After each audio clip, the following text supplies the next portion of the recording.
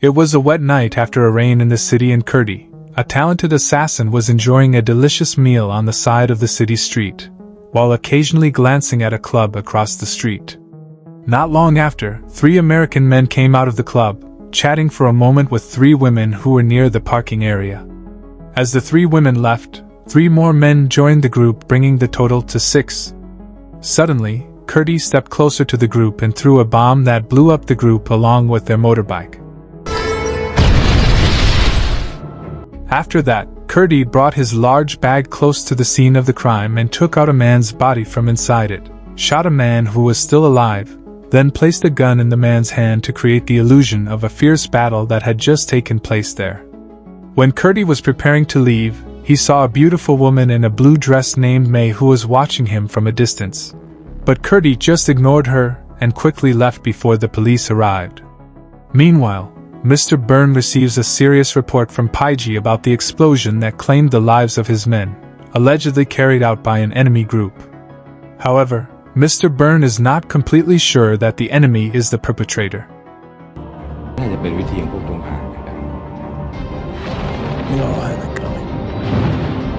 On the other hand, a Chinese mobster named Rajadan gave Curdy a reward of $60,000 in cash for his success in the mission. However, it seems that Rajadan's satisfaction has not been fully fulfilled. He revealed that the real mission was not finished until the leader of the enemy group was eliminated. So he showed a photo of his daughter who had been brutally murdered by the group. You think she's still alive? The scene switches to a club, where an American man named Jimmy is showing off his skills in assembling weapons with his eyes closed. As he was praising himself for completing the mission successfully within the allotted time, one of his men informed him that someone was looking for him outside. But instead of being happy, Jimmy ran away when he saw Curdy coming looking for him.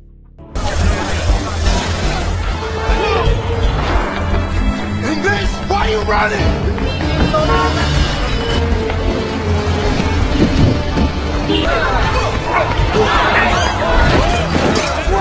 Just get me out! Forget it!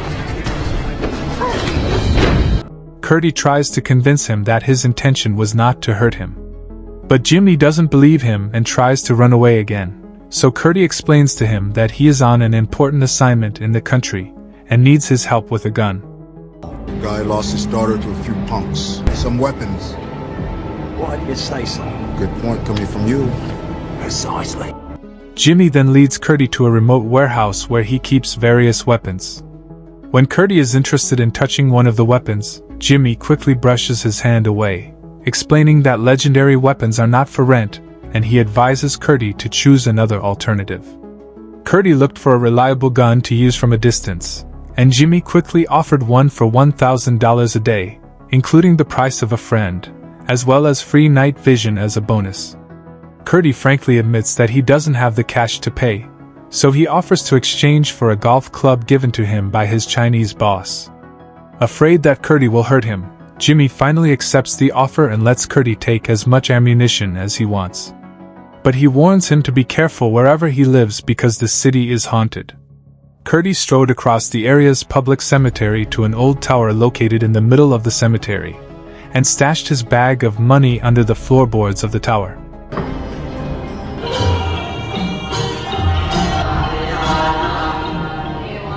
During his dinner, Curdy saw monks performing a religious ceremony in a temple located next to the cemetery, when May suddenly appeared behind him, calling the ceremony Monk's Ascension. Surprised and suspicious, Curdy immediately pulls out his gun and asks why May is following him. May explains that she only followed the voice of prayer that guided her to the tower, convincing Curdy that their meeting was fate. But it's clear that Curdy doesn't believe it, so he ties May to a pole and gags her mouth with a cloth to prevent her from screaming.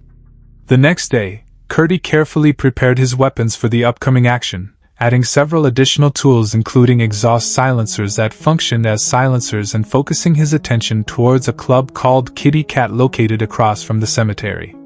Later that night, Curdy hears May's trembling voice inside him and begins to worry that his health is deteriorating. With concern, he unties May and gives her a drink of water to help her recover. Curdy remains suspicious that May was sent to follow him, but May vaguely explains that Curdy was sent because his time was up.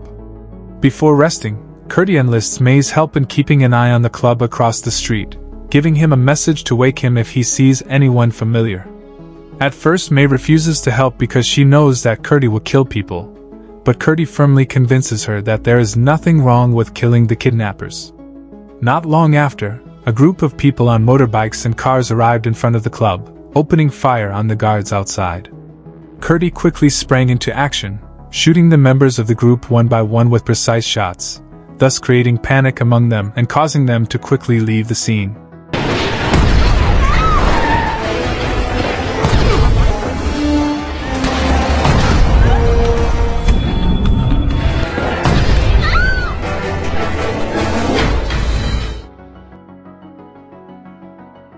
The next day, Big Boss Kata was busy doing his favorite debus act by sticking a hot iron into his cheek. At that time, Paiji gave a report to Kata regarding the failure of their mission the previous night and the possibility of a sniper at that location. However, Mr. Bun remained convinced that this was not the enemy's strategy. Meanwhile, Curdy forces May to reveal another location where the girls were gathered, and threatens to kill the innocent monks if May does not provide the information. May has no other choice, so she takes Curdy to a waste management site, where she shows him the corpse of a singing girl named Maying who was murdered several years ago. However, the information that May gave was not enough, so she guided Curdy to a house with heavy security, a place where Curdy thought that he had to prepare himself thoroughly before acting. That evening, Curdy received another reward after successfully shooting 11 people in a nightclub. But his anger soon emerged when he found out that they were dealing with the Chang Kao Group, a human and drug trafficking syndicate that was notorious for exterminating its enemies. Rajadan advised Curdy to stop, but Curdy insisted on continuing until the job was finished. On the other hand, Big Boss Kata and his men arrived at the nightclub, but not to launch a further attack, but on a peace mission with a hostile group. They also brought an elephant as a sign of peace. Seeing white spots around the elephant's body, Curdy suspected that the elephant had been painted. But May soon explained that the motif was natural, and shared a story about Buddha's mother who dreamed about a white elephant giving her a lotus flower for 3 nights before giving birth to Buddha. Discovering that this was a sacred story, Curdy was worried that his shot might hit the elephant, so he decided not to take any chances and abandoned his intention to act that night. What does a painted elephant? On the way home, Mr. Bun suggested to Big Boss to hand over this responsibility to his son to complete. However, Big Boss is doubtful and unsure of the ability of his son, who is rarely at home, to replace him as leader. The next day, Curdy visits Jimmy at the club, and without hesitation he beats up Jimmy's men who try to get in his way, opening the door so hard that it shocks the girls inside. Jimmy warns Curdy about the consequences he will face if caught by Chang Kao's group. However, Curdy reveals that he actually doesn't know who he is dealing with, and in fact he has ended his collaboration with Rajadan, so he now works alone and demands more sophisticated weapons for his actions. Jimmy initially refused to give, especially because the previous payment had not been completed either. However, his stance began to change after he remembered Curdy's services in helping him in the past. Jimmy then takes Curdy to a ship docked at the dock, through a secret door into the ship's hull, where Jimmy keeps various more sophisticated weapons and jewelry, including an M4 sniper and even a .50 caliber Barrett 82. Curdy was immediately interested and chose the Barrett as his weapon, even though he realized that the weapon would produce a loud sound when fired, but this did not break his determination. Jimmy told him that the rental fee for the gun was $10,000 per day, which had to be paid in advance because no one knew whether Curdy would come back or not. Curdy agreed to these conditions, but he asked for a bonus in the form of a gun and a punch as a form of trick if they were caught. Right here. But the punch was too hard, causing his nose to bleed and his luxurious clothes to bleed. M4 sniper? You can tell him I robbed you. I know, but I wasn't ready. Curdy returns to the tower, but May is not there, but he is grateful that his money is still intact. He became suspicious that May might have gone to the temple to tell the monk, so he went to another building to see the temple from a different side. It was at this moment that May appeared to surprise him, and correctly predicted Kurdi's concern about the possibility of his hiding being discovered. May notices a photo of Rajadan's child and wonders about her meaning to Kurdi. Kurdi explained that he was just doing a job and because he was getting paid. May finally stated that the monks already knew of her hiding in the tower, but convinced her to continue her work to eradicate anyone who had committed crimes. Kurdi himself was unsure whether his work was a noble task or whether it was harming other people, but he also had to admit that he needed money. Before leaving, May reminds him to take the same route when returning so that the ghosts don't follow him. Kurdi arrives at the top of a building and directs his gaze to the building May pointed out earlier, where he sees girls being tortured by mobsters. Kurdi couldn't stand the cruelty anymore and became angry, so he immediately killed the mobsters one by one with fatal shots.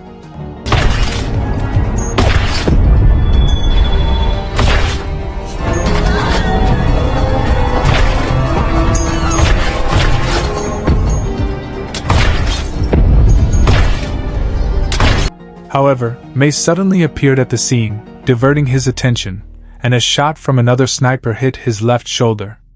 Kurdi tried to respond to the sniper's attack, but his gun ran out of bullets, so he immediately ran away and hid near a trash can, while the mafia tried to look for him.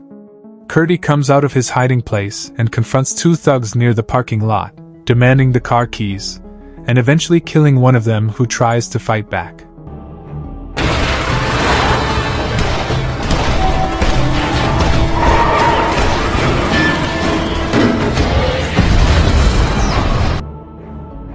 After surviving the threat of gunfire from the mafia, Kurdi drove in the opposite direction on the highway, creating chaos before finally stopping near a village.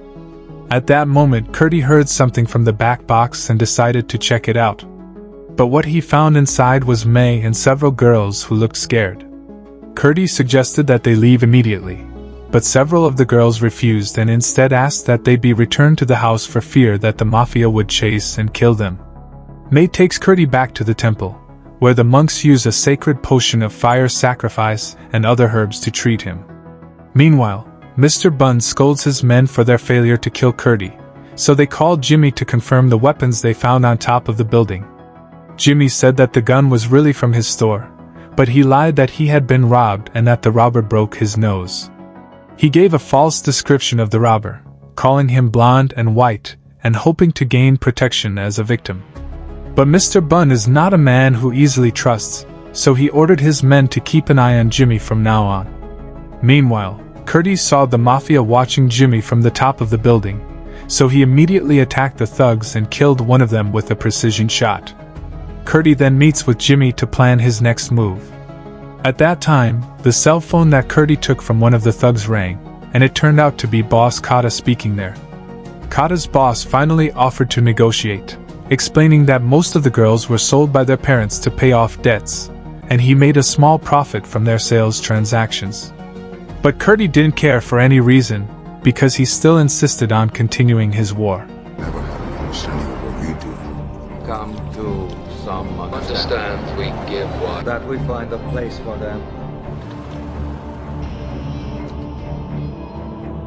After the conversation was over, Kurdi threw away the cell phone and threatened to shoot Jimmy if he didn't give him more guns.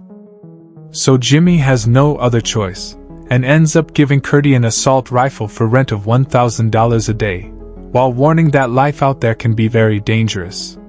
In the tower, May wonders about Kurdi's feelings when he kills people. Kurdi explained that he only did it for the money and felt no remorse when he did it. May became confused and couldn't believe that someone could commit murder just for money. He also suggests that Kurdi should repent, implying that he knows Kurdi is just hiding his true feelings. When the monk hits the bell, Kurdi realizes that May is gone and sees her heading towards the temple. After that, Kurdi tried to contact Rajadan to ask for the remaining payment, but was ignored. So he follows Rajadan from the hotel to the body house and pretends to be a customer. In fact, he was just trying to dig up information about Rajadan from a girl there. The girl finally told him that Rajadan was on the top floor of the building and Kurdi immediately headed there. But the girl's voice was heard screaming, so the thugs started chasing Curdy. Curdy finds himself surrounded, so he fights them all off using both hand-to-hand techniques and weapons, and manages to defeat the thugs before breaking into Rajadan's room.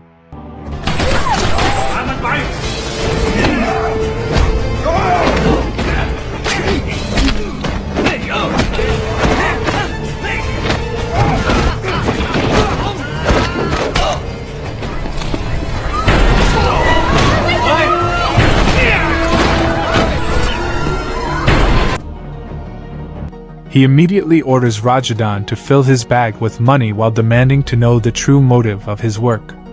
Rajadan is not convinced that Curdy really cares about the girls, so he prefers to give him extra work in exchange for $1 million to kill Bun's advisor.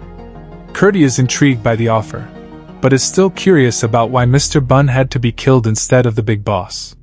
So Rajadan explained that the big boss might not have long to live because he was sick. Meanwhile, the mobsters tortured Jimmy with sticks pressed into his bones when they tried to interrogate him about who the real sniper is. Unable to stand the torture any longer, Jimmy finally reveals Curdy Korch's name, but he swears that he doesn't know who Curdy works for.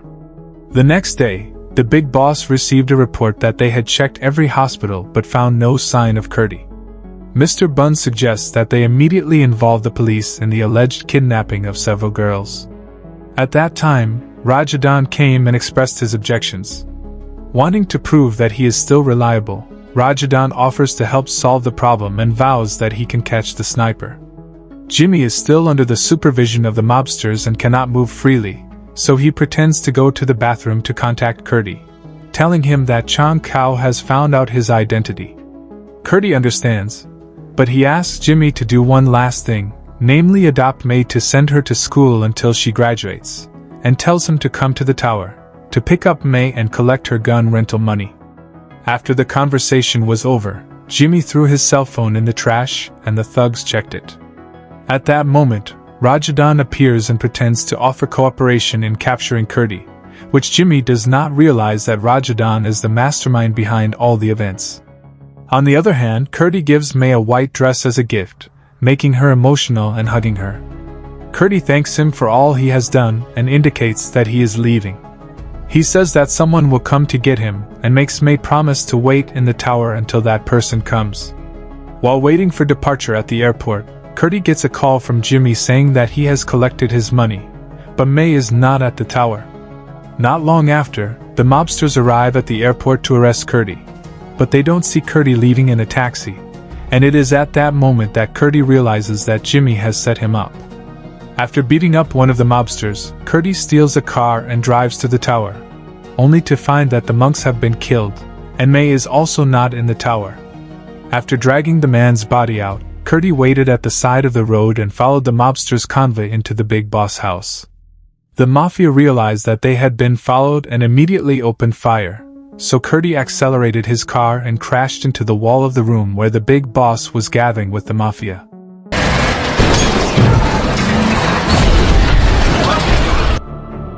Curdy found himself surrounded, so he threatened to kill the big boss with his revolver if anyone dared shoot. At that moment, Rajadan and Jimmy also appear there, and Rajadan immediately plans to kill Curdy before he reveals everything in front of his father. But Jimmy shot him in the head first, resulting in him also being shot in the stomach. Wait for that.